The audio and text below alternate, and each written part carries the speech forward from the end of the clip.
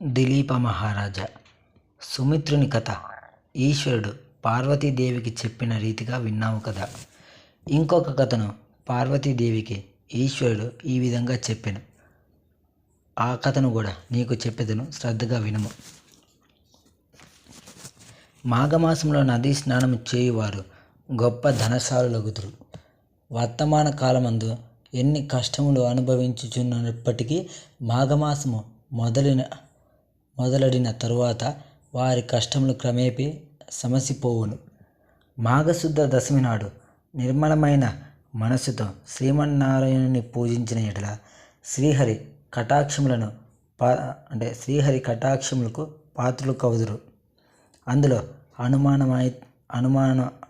అనుమానం మాత్రము ఏమీ లేదు, సంశయము లేదు అని పార్వతీదేవితో శంకరుడు వివరించుచుండగా పార్వతీదేవి ఇలా పలుకుతుంది. నాథ, శ్రీ లక్ష్మీనారాయణుల వ్రతము చేసిన ఎడల మనోవాంఛ ఫలసిద్ధి కలుగునని చెప్పి ఉంటుంది కదా. ఆ వ్రత విధానం ఎటులా ఆచరించవలనో ఈ విధముగా తెలియపరచుడని కోరినది. అంత మహేశ్వరుడు పార్వతితో ఇట్లా చెప్పసాగిను. మాఘశుద్ధ దశమి నాడు ప్రాతకాలమున కాలకృత్యమును తీర్చుకుని స్నానం చేసి నదీ ఒడ్డున కానీ ఇంటి వద్ద కానీ మంటపము నుంచి ఆ మంటపము ఆవు పేడతో అలికి పంచరంగులతో ముగ్గులు పెట్టి మంటపము మధ్య 8 రేకుల పద్మము వేసి అన్ని రకాల పుష్పములు ఫలములను తీసుకువచ్చి లక్ష్మీనారాయణులను మంటపపు మధ్యన ఉంచి ఆ విగ్రహాలకు గంధము, కర్పూరము, అగరుబత్తీలు మొదలగు ద్రవ్యములను పూసి పూజింపవలేను.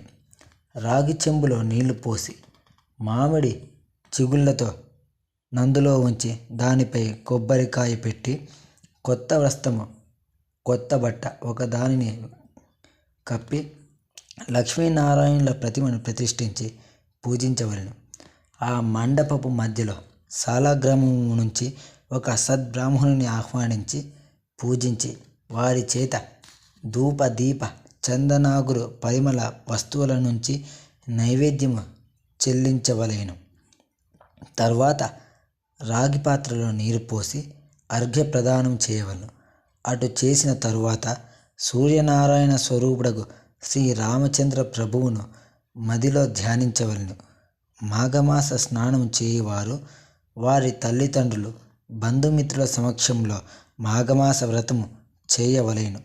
ఒక సద్బ్రాహ్మణులకు బియ్యము, బెల్లము, ఉప్పు, పప్పు, కాయకూరలు, పండ్లు మొదలగునవి ఏకపాత్రయందు ఉంచి కానీ కొత్త గుడ్డతో మూటగట్టి కానీ దానమియ్యవలను.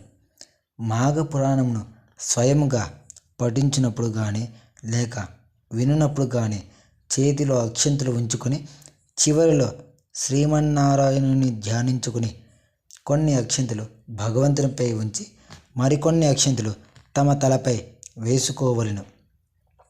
ఓ శాంభవి, మాఘ స్నానం చేసి మాఘశుద్ధ దశమి నాడు లక్ష్మీనారాయణులను నిష్ఠతో పూజించినలా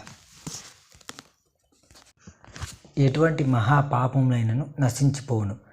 ఇందులో ఒక ఉదాహరణ కూడా తెలియజేసేదను, సావధానులై వినుము. గౌతమ మహర్షి ఒకనాడు తన శిష్యులతో కూడి తీర్థయాత్రలు చేయుటకై ఉత్తర దిశకు బయలుదేరాడు. వారు అనేక పుణ్యనదులలో స్నానం చేయుచు ప్రసిద్ధ క్షేత్రమును దర్శించుచు మార్గమందున్న ముని పొంగవులతో ఇష్టాగోష్ఠులు జరుపు కొనుచు అప్పటికి మాఘమాసం ప్రవేశించటం వలన కృష్ణానదిలో స్నానం చేయవలెనని ఆ ప్రాంతమునకు వచ్చి విడిది చేశారు. గౌతముడు తన శిష్యులతో కూడి కృష్ణానదిలో సూర్యోదయ సమయమున స్నానం చేసి తీరముననున్న ఒక రావి చెట్టు వద్దకు వచ్చి ఇలా పఠించాడు.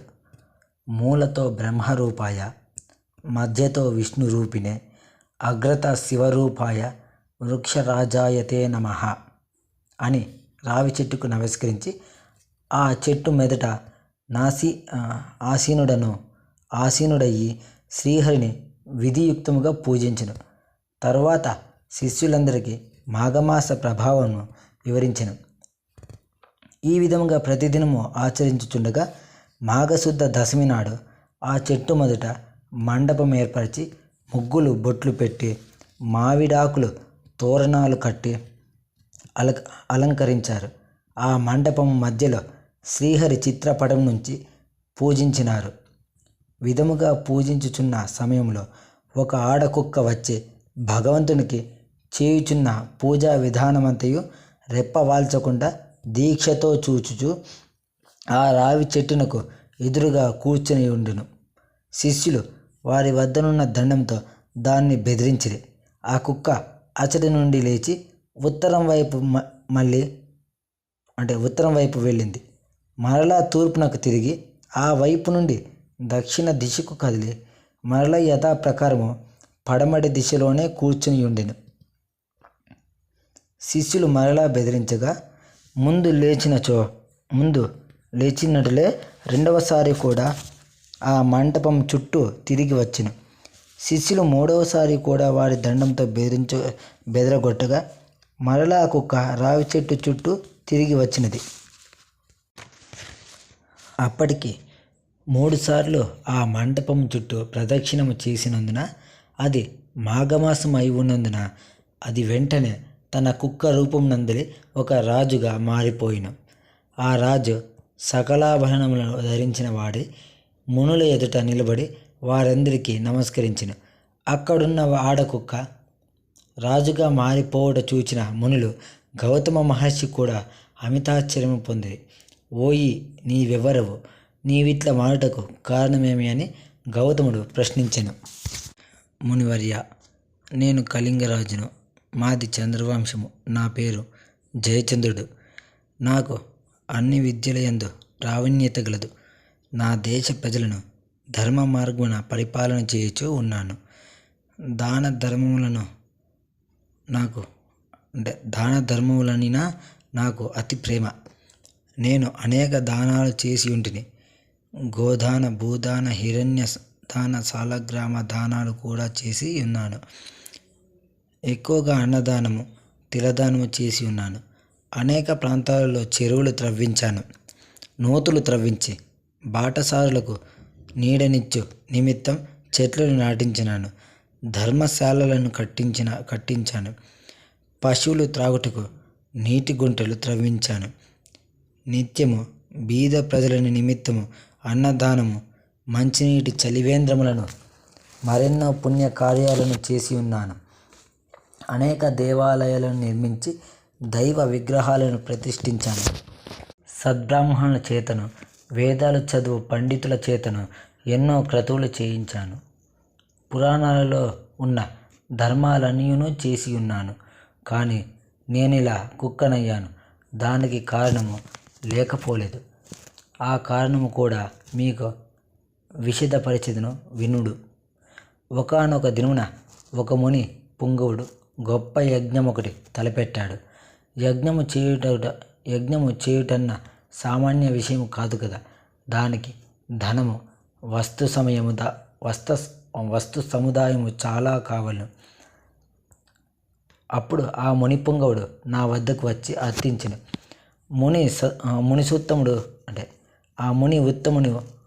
ముని సత్తముడు వచ్చిన వెంటనే ఎదురేగి కాళ్ళు కడిగి ఆ నీళ్లు నా శిరస్సుపై చల్లుకుని కుశల ప్రశ్నలు అడిగితే, ఆ మునియు నా సత్కారమును మిక్కిలి సంతసించి, రాజా, నీవు గుప్త విషయములను తెలియజేయుదును. ఈ మాసములో మకర రాశి యందు సూర్యుడు ప్రవేశించుచు ఆ దినము సూర్యోదయం అయిన తర్వాత నీవు స్నానం చేసి భక్తి శ్రద్ధలతో మాఘమాస మహత్యమును చదువుట కానీ లేక వినుట కానీ చేయుము. దానివలన నీకు వైకుంఠ ప్రాప్తి కలుగును. అంతేగాక అశ్వమేధ యాగము చేసిన యెడల ఎంతటి ఫలితము కలుగునో అంతటి ఫలము కానీ, తీర్థ స్నానములు చేయగా వచ్చిన ఫలము కానీ, లేక దాన పుణ్యములుగా అనగా పంచయాగాలు చేసినంత ఫలము కానీ పొందగలవు. మాఘశుద్ధ సప్తమి ఆదివారం వచ్చినా కానీ, దశమి ఆదివారం వచ్చినా కానీ ఉదయమే స్నానం చేసినను, మరియు మాఘ పౌర్ణమి రోజు ఉదయమున స్నానం చేసినను మానవుడు ఎటువంటి పాపములైనను విడవగలడు.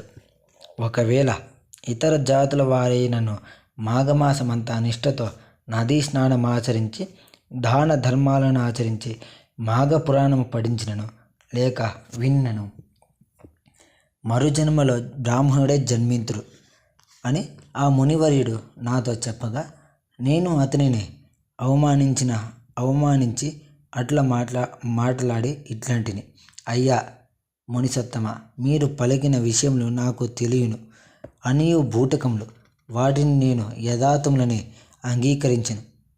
ఏవో అతిశయోక్తులు తప్ప మరొకటి కాదు.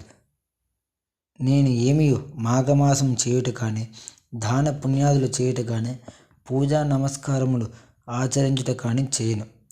చలి దినంలో చన్నీళ్ళు స్నానం చేయుట ఎంత కష్టము. ఇక నాకు ఈ నీతి బోధలు చెప్పకుడు, నాకున్న ఫలములు చాలునని మునితో అంటిని. ఆ మాటలకు మునికి కోపం వచ్చినది.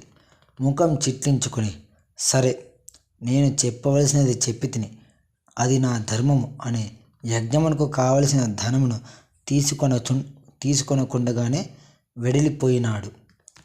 అంతటా నేను ఆ మునిని చేతులు పట్టి బ్రతిమలాడగా ఎట్టకేలకు అంగీకరించి ధనమును తీసుకుని పోయిను.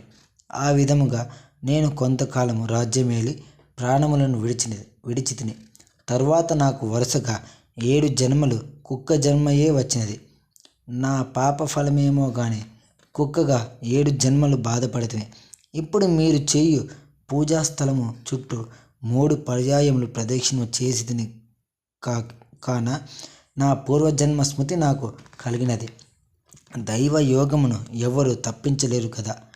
ఇటులా కుక్క జన్మలో ఉండగా మరలా నాకు పూర్వజన్మ స్మృతి ఎటులా సంక్రమించినదో వివరింపడేదని రాజు పలికెను. ఆ రాజు చెప్పిన వృత్తాంతము గౌతమముని విని ఆశ్చర్యపడి, మాఘమాసమును నీవు చులకనగా చూచుట వలన ఇంతటి విపత్తుల వాటిల్లినదో అనుభవమే చెప్పుచున్నది. నీ వద్దకు వచ్చిన మునిసత్తముడు ఉత్తముడు. అతను పలికిన విషయములన్నీ యథార్థములే. నీవు కుక్కవై ఎటుల పవిత్రుడవైతివో ఈ వృత్తాంతము వివరించెదను, సావధానుడవై అలకింపుము. నేను నా శిష్యులతో కృష్ణవేణి తీరమందుండి ఈ మాఘమాసమంతయు కృష్ణానదిలో స్నానము జపము చేసి తిరిగి మరొక పుణ్యనదికి పోవదలిచి వచ్చి ఉంటిని. మేమందరము ఈ వృక్షరాజ్యం కింద విష్ణు విగ్రహాన్ని పెట్టి పూజించుకొనుచున్నాము. కుక్క రూపంలోనున్న